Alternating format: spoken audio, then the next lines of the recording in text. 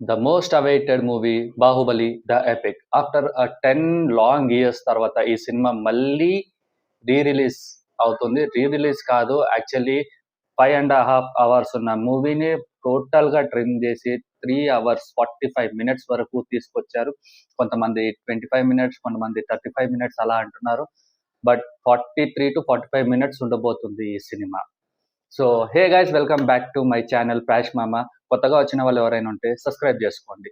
And the Baahubali movie after 10 years ఈ సినిమా మళ్ళీ రిలీజ్ అవబోతుంది. అసలు ఎందుకు అన్నది నాకైతే కొంచెం అర్థం కాలేదు. అంటే ఆల్రెడీ చూసేసిన movie, but Baahubali 1 and Baahubali 2లో సినిమా అయితే చాలా బాగుంటుంది.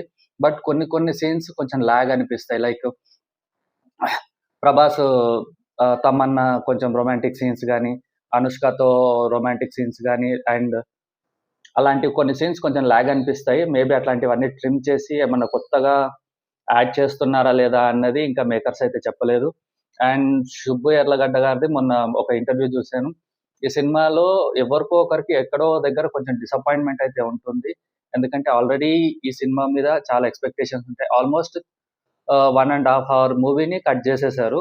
Almost 2 hours to 1.5 hours to 2 hours మూవీని ఆల్రెడీ కట్ చేసేసారు.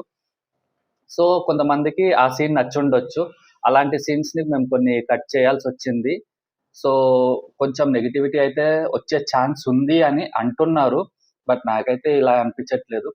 అండ్ ప్రీవియస్‌లో చూసుకుంటే టాలీవుడ్ ఇండస్ట్రీలో 'కర్ణ', 'దానవీర సూరకర్ణ' సినిమా ఎంత ఎంత super duper cinema. Telugu cinema అనేది 'దానవీర సూరకర్ణ'కి ముందు, దాని తర్వాత అన్నట్టు మళ్ళీ ఆఫ్టర్ లాంగ్ ఇయర్స్ మళ్ళీ 'బాహుబలి'యే ప్రూవ్ చేసింది. 'బాహుబలి' ముందుకు టాలీవుడ్, 'బాహుబలి' తర్వాత టాలీవుడ్. అంత ఇంపాక్ట్ క్రియేట్ చేసిన 'బాహుబలి' మళ్ళీ 31కి రిలీజ్ అవబోతుంది 'ద ఎపిక్'. ఈ సినిమాని అందరం చూడాలి. అండ్ నేను యాక్చువల్లీ 30కే ప్రీమియర్స్ బుక్ చేసుకున్నాను. అండ్ చూసి మన ఛానల్‌లో రివ్యూ కూడా వచ్చేస్తుంది. And thanks for watching. జై హింద్.